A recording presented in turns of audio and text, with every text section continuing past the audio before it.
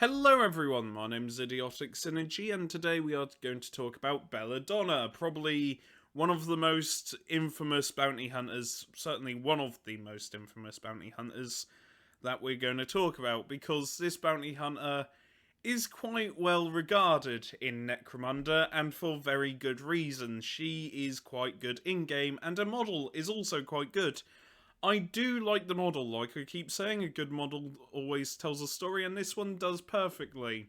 Because if you take a closer look at her arm and leg here, they're just gone, mate. They're just gone. They've been replaced by mechanical parts, and that's quite cool. Also, if you notice that behind her hair here, her eye is also mechanical.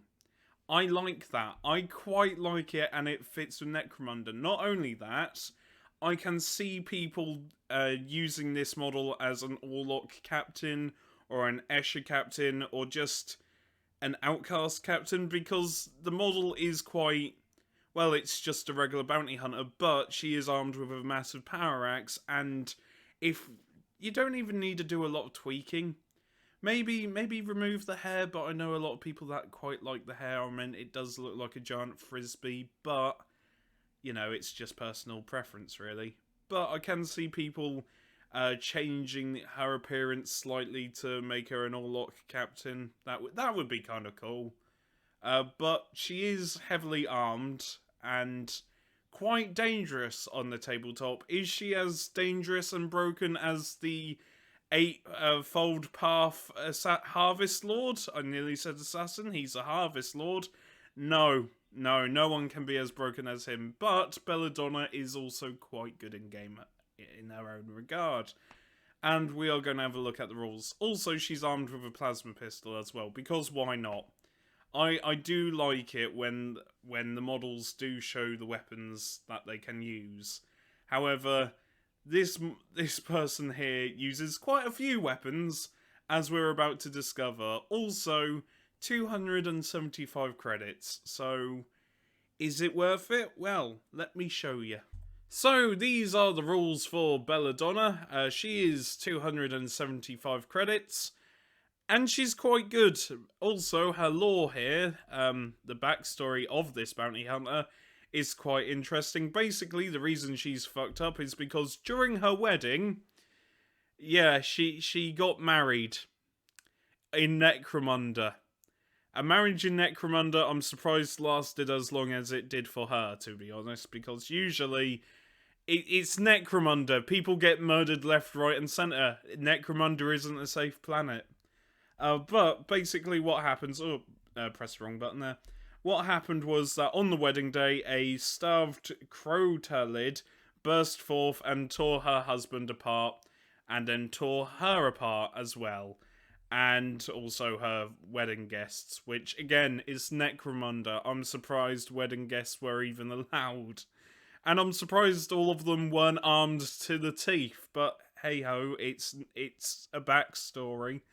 And after that happened, she got repaired because the house she belonged to had a bunch of arcane Medicare processes and stuff.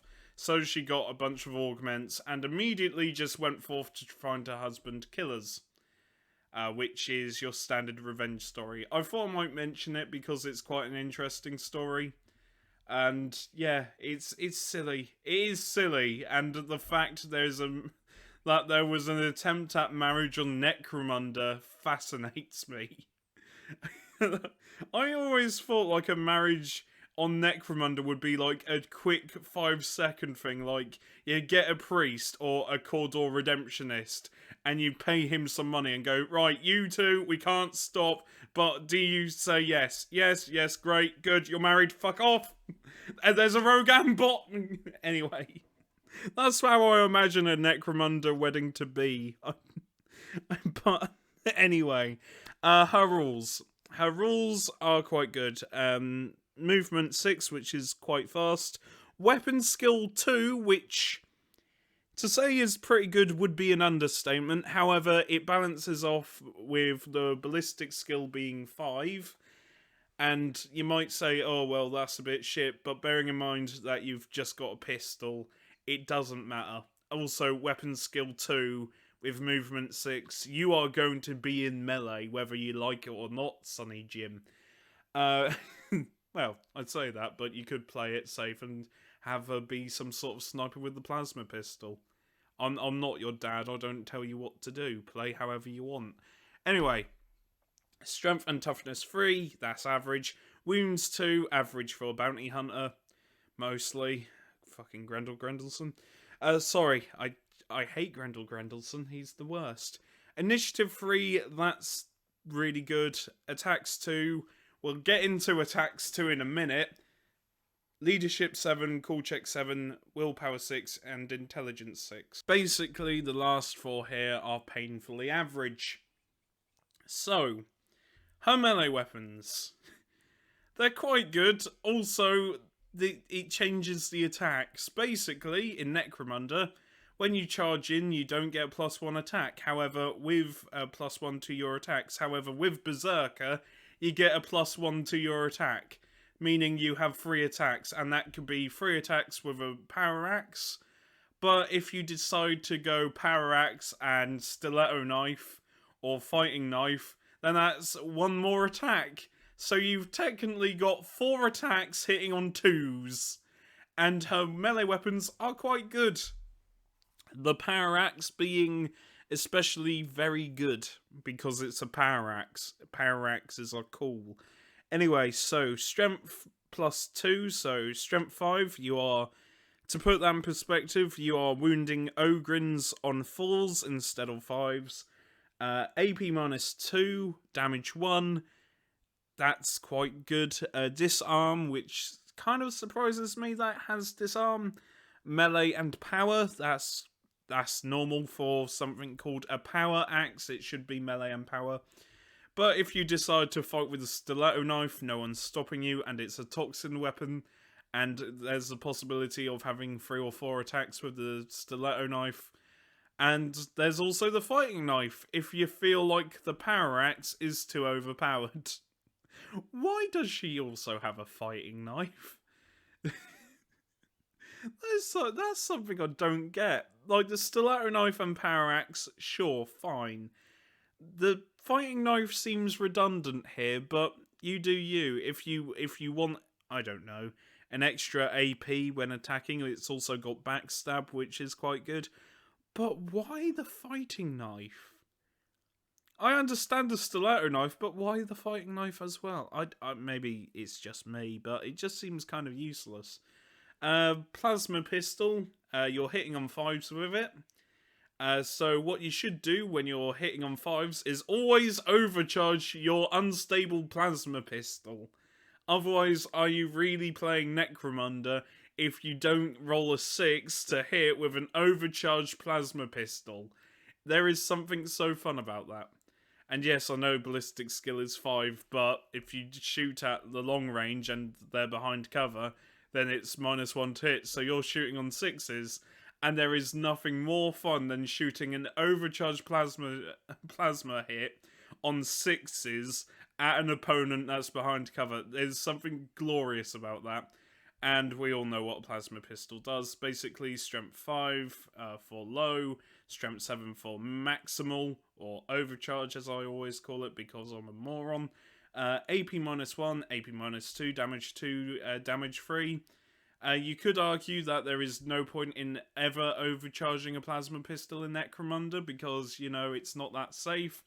But my response is, it's fun. You can dissolve someone with 3 damage. I mean, granted, you can dissolve someone with 2 damage. But there's something just really funny about shooting someone with a strength 7 shot in Necromunda. I don't know. It's just me. But if you do roll a 1 and it's unstable, it can blow up in your hands. So, you know, fun over practicality. But again, I'm not your dad. I can't tell you what to do. She has got light carapace armor, meaning she has a 4-up save, which is very good. And her skills, Berserker gives you +1 to your charge. Every time you charge, that's +1 attack. Combat Master and True Grit. Now, I can't remember what either skill does, so please bear with me as I show you.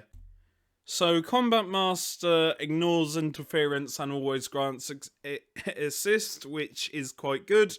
Unlike Grendel Grendelson, who can't keep up, this person can. Yay! Ugh, I hate Grendel Grendelson. He has Combat Master, but he only moves 3 inches. However, for this character who can move 6, it's better. So, yeah, that's all good. And True Grit is down here.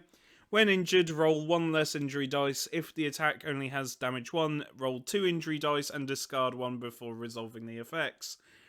I ain't really a fan of True Grit. Yes, it can be useful, but if you roll a, I've played games where that's sort of a double-edged sword, because though it's great rolling 2 injury dices, it can also be a problem. Because if you roll a flesh wound and you're only on 1 toughness left and a seriously injured, you're going to choose the seriously injured, aren't you? Because you don't want to die. However, it does mean that with seriously injured, someone can just charge you and coup de grace your face off. It's a double-edged sword. It really is a double-edged sword, but I don't hate it. It's alright. It's not the worst skill, but it certainly ain't the best. Anyway, that's been me, and I'll see you later. Remember, take care, stay safe, and Belladonna's alright. I don't mind the bounty hunter at all, but I'll see you later. Take care. Bye for now.